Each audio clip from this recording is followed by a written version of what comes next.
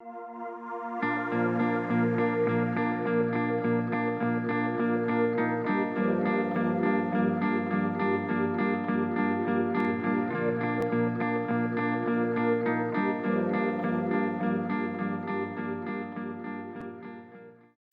तलबा व तालिबात, हमारे आज के लेक्चर का मौजू है उर्दू नावल का फ़न। मौजूदा सकाफ़ती सूरत हाल में हर लम्हा बदलती ज़िंदगी और इसकी क़दरों के हवाले से असनाफ़ अदब के सिनफ़ी व हैयती इम्तियाज़ात भी ठोस और मुजर्रद के बजाय सयाल और तग़य्युर पज़ीर हो गए हैं। एक सिनफ की हैयती हदें दूसरे सिनफ की हदों को छूने लगी हैं। चनांचे नावल के सिनफ़ी और हैयती इम्तियाज़ात में भी नुमायाँ तब्दीलियाँ रौनमा हुई और हो रही हैं। इसलिए एक तरफ जहाँ नावल क्या है इससे मुतल्लिक़ तमाम साबिक़ा वज़ाहतों के आगे कई सवाल या निशानात लग गए हैं, वहीं ये सवाल भी सामने आने लगा है कि नावल का नया सिनफ़ी तसव्वुर क्या है। कहानी की किस शक्ल को नावल का नाम दिया जा सकता है। नज़ीर अहमद और प्रेमचंद से लेकर कुर्रतुल ऐन हैदर, अज़ीज़ अहमद तक, राजेंद्र सिंह बेदी, कृष्ण चंद्र, शौकत सिद्दीकी और जोगिंदर पाल से लेकर हुसैनुल हक और मुशर्रफ आलम ज़ौक़ी तक नावल की तख्लीक और नावलों की ताबीर व तौज़ीह के लिए चंद बंदे टिके ज़ाबिते रहे हैं। नावल को ज़िंदगी का अक्कास और तर्जुमान कहा जाता रहा है, लेकिन 20वीं सदी के आखिर तक आकर तह दर तह पेचीदगियों और तज़ादात के सबब ज़िंदगी इस कदर मसला ख़ैज़ हो गई है कि नावल में ज़िंदगी की अक्कासी और तर्जुमानी भी एक मसला बन गई। सवाल ये पैदा होता है कि हर लम्हा हाथ से फिसलती, भागती और बदलती ज़िंदगी के किस पहलू की अक्कासी और तर्जुमानी की जा सकती है, और क्या इस तरह की गई कोई भी अक्कासी या तर्जुमानी नए लम्हों की नई ज़िंदगी के सामने पुरानी और बेमानी नहीं हो जाती है। इसलिए पहली बात तो यही सामने आई कि आज का नावल सिनफ़ी एतबार से महज ज़िंदगी की अक्कासी या तर्जुमानी नहीं है, बल्कि तेज़ी से भागती बदलती ज़िंदगी की रंगारंग तकसीरी पहलुओं को मुमकिना हद तक गिरफ्त में लेकर उन्हें फितरी और आज़ादाना तौर पर फ़नी व तख्लीकी महासिन के साथ पेश करने की एक अफ़सानवी कोशिश का नाम नावल है। लेकिन आज के नावलों के तारीख़ी तसलसल का हिस्सा के तौर पर मुताला किया जाए तो ये बात भी ज़रूरी है कि नावल के साबिका सिनफ़ी तसव्वुर और नावल के मानी व मफ़हूम का भी जायज़ा लिया जाए। नावल का लफ्ज़ अतालवी ज़बान से मुश्तक़ है। सबसे पहले ये लफ्ज़ 14वीं सदी ईस्वी में सामने आया। इसकी असल नोवेला स्टोरिया है, जिसका मतलब ताज़ा कहानी था, लेकिन बाद में नावल का लफ्ज़ इस कहानी के लिए मखसूस हो गया जो नस्र में लिखी गई हो और जिसमें रोमानी क़िस्सा किरदारों की मदद से पेश किया गया हो। नावल का लफ्ज़ सबसे पहले इटली के एक दानिश्वर बोकाचियो ने इस्तेमाल किया। बोकाचियो के बाद इस सिनफ के साथ साथ ये लफ्ज़ नावल भी दूसरी ज़बानों में पहुँचा और रफ्ता रफ्ता क़िस्सागोई की एक मखसूस हैयत और तकनीक को नावल का इस्तिलाही नाम दिया गया।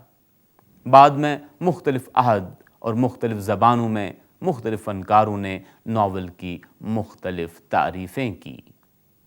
इसमें कोई शक नहीं कि नावल हमारी तहज़ीबी ज़िंदगी की वो अफ़सानवी सिनफ़ है जिसको आज वही अहमियत हासिल है जो किसी ज़माने में लोक कहानियों को हासिल थी। नावल का फ़न उस मखसूस अफ़सानवी हैयत व तकनीक से इबारत है जिसमें कहानी के पस पर्दा समाजी शऊर की तर्जुमानी ज़्यादा हकीकत पसंदाना अंदाज में की जाती है। नावल की सबसे बड़ी इम्तियाज़ी ख़ुसूसियत यह है कि समाजी और तबक़ाती कशमकश को زیادہ حقیقت پسندی کے ساتھ پیش کرتا ہے، اور یہی وہ بنیادی اور حقیقی معیار ہے جو فنی اور تخلیقی سطح پر پست و بلند اور کامیاب و ناکامیاب ناول کے درمیان فرق کرنے میں مددگار ثابت ہوتا ہے۔ ناول کے سلسلے میں سماجی حقیقت نگاری اور طبقاتی تصادم و کشمکش کو بنیادی اور حقیقی معیار اس لیے قرار دیا گیا کہ ان کا تعلق روح فن سے ہے، یعنی یہ ناول کا داخلی فنی پیمانہ ہے۔ خارجی سطح پر ناول کے دوسرے فنی اور تخلیقی تقاضوں کو نظر انداز نہیں کیا جا سکتا، جن کے دائرے میں کردار نگاری، واقعہ ترازی، پلاٹ وغیرہ آتے ہیں، لیکن فن کے صرف ان خارجی تقاضوں کی روشنی میں کسی بھی تخلیق کے متعلق حتمی اور قطعی فیصلہ نہیں کیا جا سکتا، کیونکہ کسی بھی فن کی داخلی اور خارجی قدریں آپس میں اتنی گھلی ملی ہوتی ہیں کہ دونوں کے بیچ واضح خط امتیاز نہیں کھینچا جا سکتا ہے۔ ان میں پھول اور خوشبو، جسم اور روح کا تعلق ہوتا ہے۔ ظاہر ہے کہ جسم اور روح کے درمیان خط امتیاز نہیں کھینچا جا سکتا، البتہ دونوں کے الگ الگ وجود کو سمجھا جا سکتا ہے۔ بقول پروفیسر اسلم آزاد، اقتباس شروع، فرد یا انسان کی زندگی ایک ہری اور سطحی نہیں ہے، اس کے اندر گہرائی و گہرائی اور ہمہ گیری ہے۔ خارجی اور داخلی دونوں ہی اعتبار سے اس میں بوقلموں تنوعات موجود ہیں۔ انسانی زندگی سماجی حالات سے اثر پذیر بھی ہوتی ہے اور ان کو بناتی اور بگاڑتی بھی ہے۔ ناول نگار اپنے عصری حالات اور داخلی زندگی کی تمام پیچیدگیوں کا بغور مشاہدہ کرتا ہے اور اپنے دور کے مختلف النوع انسانی تجربوں کو ایک خاص فنی سلیقے کے ساتھ بیان کر دیتا ہے۔ تخلیقی تجربوں کے اظہار کا یہی فنی سلیقہ ناول کے فن کے تصور کو پیش کرتا ہے۔ اقتباس ختم۔ ناول کے فن کی تشکیل و تکمیل کے لیے درج ذیل عناصر کی اہمیت تسلیم شدہ ہے۔ قصہ پن، پلاٹ، واقعہ، کردار، پس منظر، زبان و بیان اور نقطۂ نظر۔ اب قصہ پن پر چند باتیں۔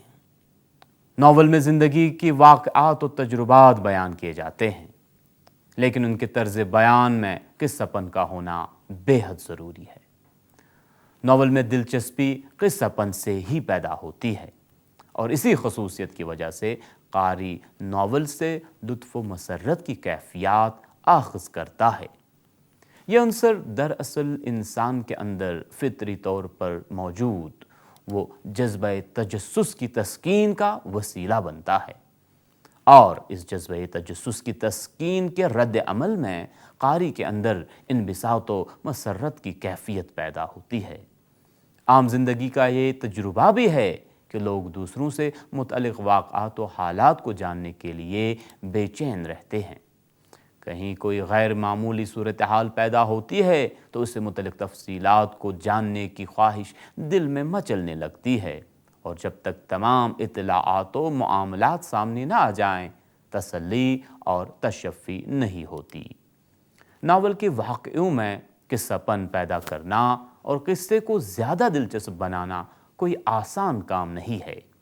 کسی کے اندر یہ قوت خدا داد ہوتی ہے کہ قصے کو زیادہ دلچسپ بنا سکتا ہے، لیکن بعض ناول نگار اپنی تمام تر محنتوں کے باوجود قصے کو زیادہ دلچسپ نہیں بنا پاتے۔ بہرحال یہ عنصر خواہ کسی درجے میں ہو، ناول میں اس کا موجود ہونا ضروری ہے۔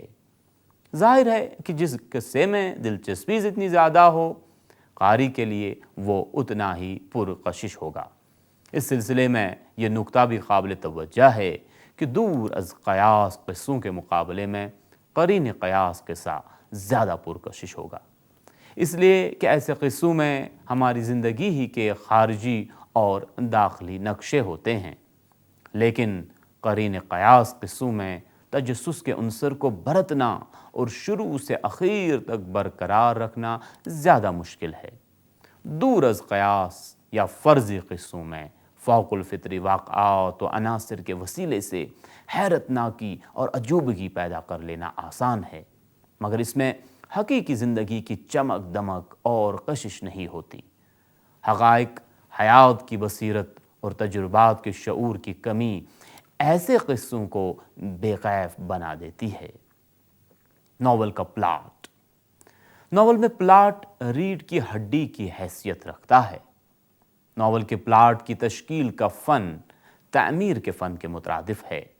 اچھے پلاٹ کے لیے تکنیکی ہنرمندی ضروری ہے۔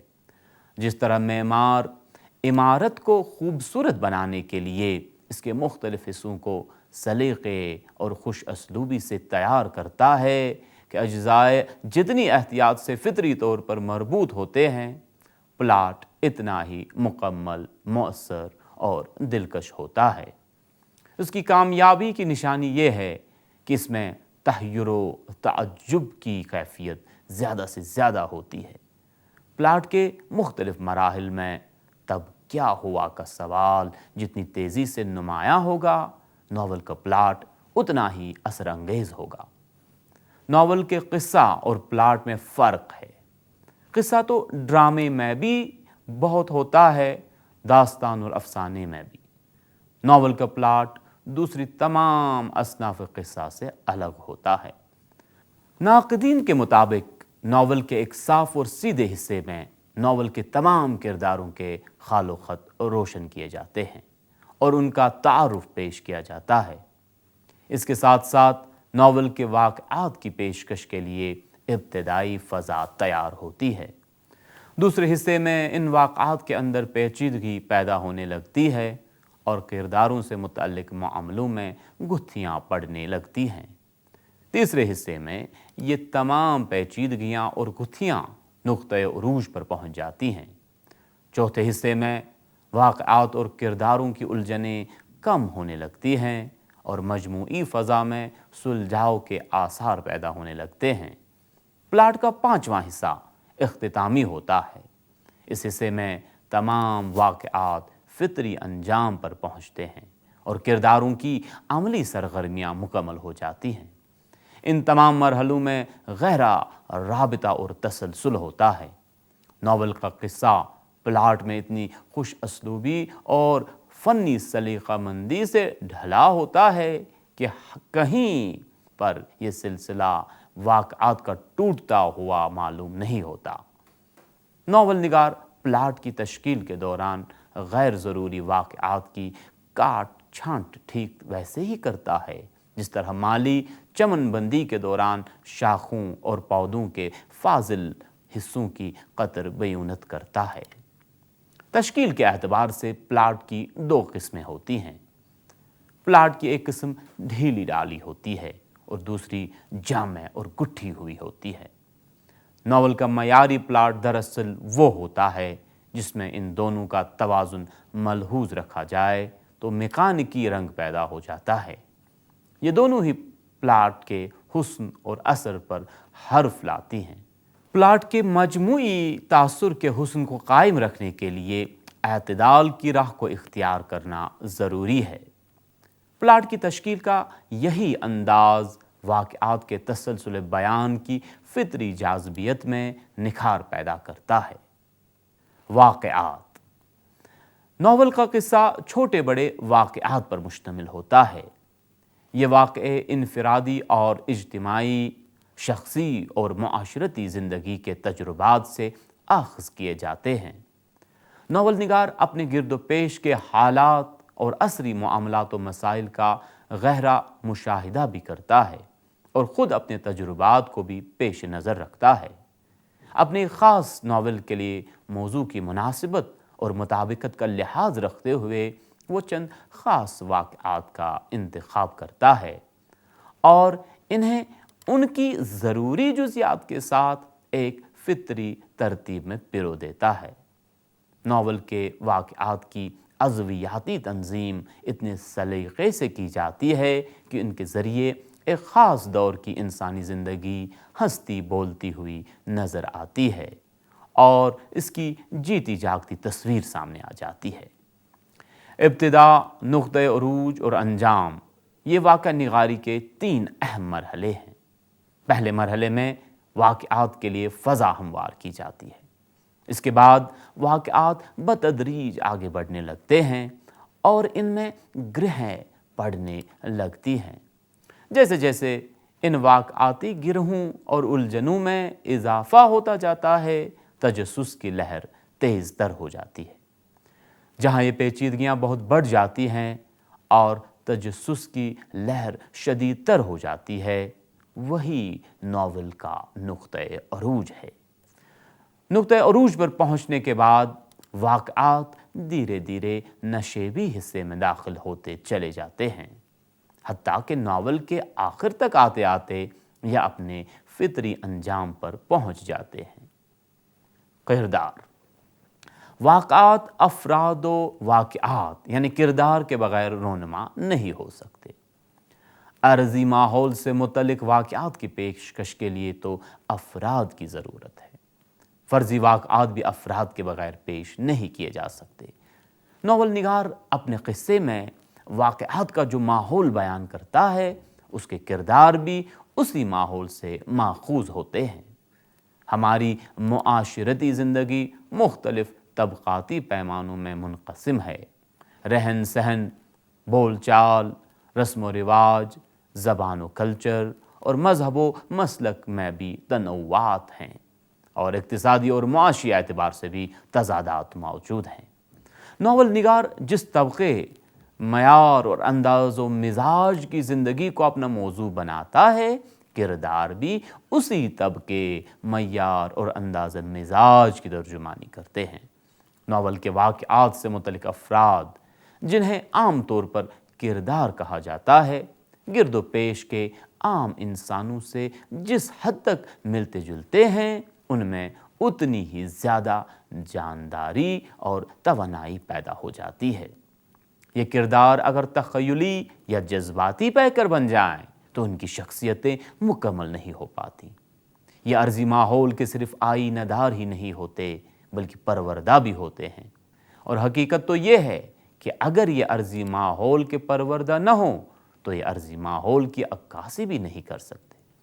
ناول کے کرداروں کے لیے اس لیے یہ ضروری ہے کہ ان کے اندر عجوبگی اور اجنبیت نہ ہو، ان کی سیرتیں اور خصائل و عادات معروف ہوں اور ان کے چہرے جانے پہچانے ہوں۔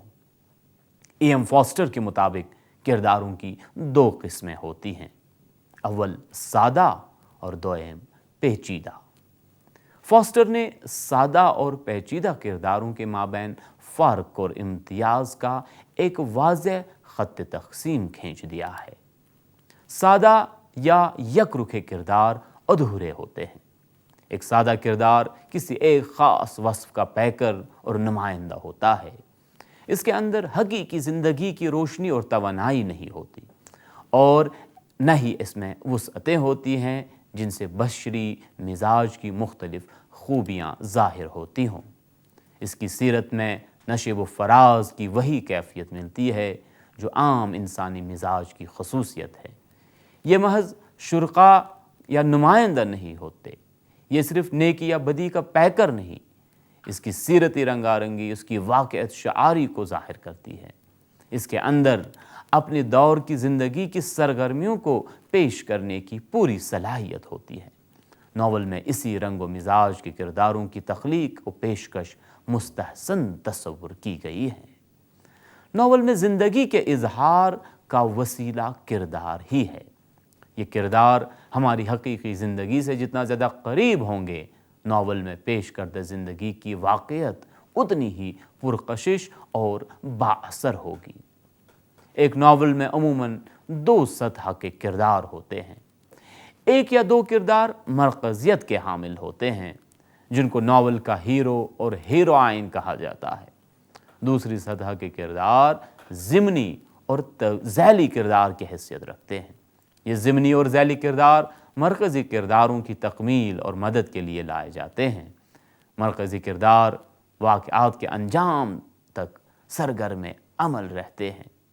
ضمنی اور ذیلی کردار واقعاتی لہروں ہر وقتاً فوقتاً ابھرتے اور ڈوبتے رہتے ہیں۔ یہ محدود وقتوں کے لیے نمایاں ہوتے اور اپنے حصے کا رول ادا کر کے غائب ہو جاتے ہیں۔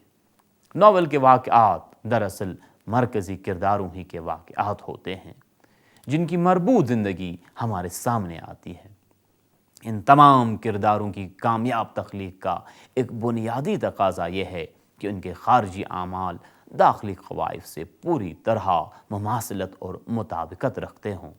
اگر خارجی پہلوؤں پر ضرورت سے زیادہ زور دیا جائے تو یہ کھوکھلے پیکر بن کر رہ جاتے ہیں، اور اگر داخلی پہلو پر زیادہ توجہ دی جائے تو یہ جذباتی اور حسی پیکر بن جاتے ہیں۔ ان دونوں جہتوں کا امتزاج کردار کے حقیقی خال و خط کو نمایاں کرتا ہے۔ ناول میں کرداروں کی سیرت کے تمام پہلو اچانک سامنے نہیں آتے۔ واقعات جیسے جیسے آگے بڑھتے ہیں، کرداروں کی ذہنی، جذباتی اور عملی سرگرمیاں واضح ہوتی جاتی ہیں، اور رفتہ رفتہ یہ کھل کر ہمارے سامنے آ جاتے ہیں۔ ان سے ہماری قربت اور دلچسپی بھی اسی مناسبت سے بڑھتی جاتی ہے۔ پس منظر ناول کا ایک اہم حصہ ہے۔ ناول کے واقعات اور کرداروں کا ایک خاص پس منظر ہوتا ہے۔ دنیا کے تمام واقعات اپنا زمانی اور مکانی پس منظر رکھتے ہیں۔ انسانی معاشرے کے افراد کا بھی اپنا زمانی و مکانی پس منظر ہوتا ہے۔ ناول کے واقعات اور کرداروں کی عملی سرگرمیوں سے اگر زمان و مکان کے عناصر حذف کر دیے جائیں تو ان کے حسن و اثر کی قوت زائل ہو جاتی ہے۔ ہر واقعہ اپنے اپنے متعلقہ عہد میں ہی معنی خیز ہوتا ہے، اور ہر کردار اپنے ہی دور میں اثر انگیز ہوتا ہے۔ اسی طرح ہر واقعہ کے رونما ہونے کی ایک جگہ ہوتی ہے، اور ہر کردار کے متحرک اور سرگرم میں عمل رہنے کی بھی خاص جگہیں ہوتی ہیں۔ ہر عہد کے اپنے خیالات اور ہر جگہ کے اپنے تقاضے ہوتے ہیں۔ ناول کا واقعہ انہی حالات اور تقاضوں کے پس منظر میں بامعنی بنتا ہے۔ پس منظر کی آئینہ داری ہی دراصل معاشرہ نگاری ہے۔ ناول کے واقعوں اور کرداروں کا زمانہ اور جگہ متعین نہ ہو تو معاشرہ نگاری مبہم بن جاتی ہے۔ معاشرے کے یہ دونوں اجزاء یعنی زمانہ اور مقام متعین ہو تو معاشرہ نگاری بھی حقیقت پسندانہ ہو جاتی ہے۔ ناول نگار کو متعلقہ معاشرے کی تفصیلات پیش کرنے میں سہولت ہوتی ہے، اور وہ معاشرتی زندگی کی تمام جزیات کو سلیقے سے قلم بند کرتا ہے۔ نہ مختلف معاشروں کا مزاج یکساں ہوتا ہے اور نہ وقت یا دور جامد رہتا ہے۔ ناول کے واقعات اور کردار معاشرے ہی سے اخذ کیے جاتے ہیں۔ ان واقعات اور کرداروں کے وسیلے سے ناول نگار ایک خاص معاشرے کو ایک خاص دور یا کچھ خاص ادوار کے آئینے میں پیش کرتا ہے۔ وہ اپنے عہد اور اپنے گرد و پیش کی انفرادی اور اجتماعی زندگی کا بغور مطالعہ، مشاہدہ اور پرخلوص تجزیہ کرتا ہے، اور اپنے تاثرات کو تخلیقی انہماک اور فنی بصیرت کے ساتھ پیش کر دیتا ہے۔ مختصر یہ کہ معاشرتی پس منظر کے بغیر حقیقت نگاری کا مظاہرہ محال ہے۔ زبان و بیان ناول کا ایک اور اہم جز ہے۔ ناول کے تمام واقعہ اور کرداروں کی پیشکش کا وسیلہ زبان و بیان ہے۔ کرداروں کے حرکات و سکنات اور جذب و فکر زبان و بیان کے ذریعے سامنے آتے ہیں۔ واقعات کے اظہار اور کرداروں کی بات چیت کی زبان صاف و سادہ اور سہل و عام فہم ہوتی ہے۔ مکالمہ ناول کے فن کا ایک نہایت اہم عنصر ہے، اور یہ مکالمے لفظوں اور جملوں سے ترتیب دیے جاتے ہیں۔ کرداروں کی گفتگو بھی مکالموں کے ذریعے ہی سامنے آتی ہے، اور ان کے طرز احساس اور انداز فکر کی آئینہ داری بھی مکالموں ہی سے ہوتی ہے۔ ایک ناول میں تمام دوسرے اوصاف موجود ہوں، صرف مکالمے مصنوعی اور بے جان ہو تو اس ایک کمزوری کی وجہ سے ناول کا تمام فنی حسن ماند پڑ جاتا ہے، اور مجموعی طور پر ناول ایک ناکامیاب قصہ بن کر رہ جاتا ہے۔ مکالمہ نگاری کی خوبی و کامیابی کا راز اس میں ہے کہ کرداروں کی باہمی گفتگو ہماری عام زندگی کی گفتگو سے ملتی جلتی ہو، انداز گفتگو یا لب و لہجہ میں ایسا تکلف اور تصنع نہ ہو کہ قاری اس کے غیر حقیقی ہونے کو محسوس کر لے۔ مکالموں کے لیے روانی چستی اور بے تکلفی ضروری ہے۔ طوالت بیجا کے حامل مکالمے بھی مصنوعی بن جاتے ہیں۔ مکالموں کے لب و لہجے کی بے ساختگی ہی ان کو سریع الاثر بناتی ہے۔ الفاظ کی ثقالت اور جملوں کی پیچیدگی بھی مکالموں پر خراب اثر ڈالتی ہے۔ ناول کے واقعات ان مکالموں کے ذریعے بھی آگے بڑھتے ہیں اور جا بجا ناول نگار کے بیانات بھی ان کو آگے بڑھاتے ہیں۔ ان بیانات میں بھی حقیقت پسندانہ انداز کا ہونا ضروری ہے۔ واقعات کا پس منظر اور پیش منظر سے پوری طرح وابستہ ہونا چاہیے۔ ایسا نہ ہو کہ کوئی بیان واقعاتی ربط و تسلسل سے غیر مطلق ہو کر واقعات میں فطری جامعیت برقرار رکھی جائے اور واقعات کے گھٹاؤ میں کوئی خلل پیدا نہ ہو۔ مکالموں اور بیانات کی کمزوری ناول کے واقعات کو بے کیف اور بے اثر بنا دیتی ہے اور مجموعی طور پر ناول کے حسن پر اس کا منفی اثر پڑتا ہے۔ ناول کا آخری اہم حصہ نظریہ حیات ہے۔ ناول نگار زندگی کو ذاتی تجربوں کے پس منظر میں پیش کرتا ہے۔ اس کے مطالعے کی وسعت اور مشاہدے کی باریکی اس کے تخلیقی تجربوں میں وہ تہداری پیدا کرتی ہے جس سے انسان کی خارجی اور داخلی زندگی تمام نفسی کیفیتوں کے ساتھ سامنے آ جاتی ہے۔ ظاہر ہے کہ زندگی کی یہ تخلیق جدید نقطۂ نظر کے بغیر نہیں ہو سکتی ہے، خاص طور پر ایسی صورت میں کہ جب زندگی خود با مقصد ہے۔ انفرادی اور اجتماعی، شخصی اور معاشرتی سرگرمیوں کے سلسلے میں ناول نگار کی اپنی پسند و ناپسند اور اپنی رائے ہوتی ہے۔ اسی سے اس کے نظریہ حیات کا انکشاف ہوتا ہے۔ ناول میں نقطۂ نظر اس کے فنی تقاضوں کے تابع ہوتا ہے اور اس کا اظہار بالکل فطری رنگ میں ہوتا ہے۔ معیاری اور کامیاب ناول میں یہ تمام عناصر و اجزاء ایک دوسرے سے پوری طرح ہم آہنگ ہوتے ہیں۔ ناول نگار اپنی سلیقہ مندی سے ان کے بہترین اور مکمل امتزاج تک پہنچنے کی کاوش کرتا ہے۔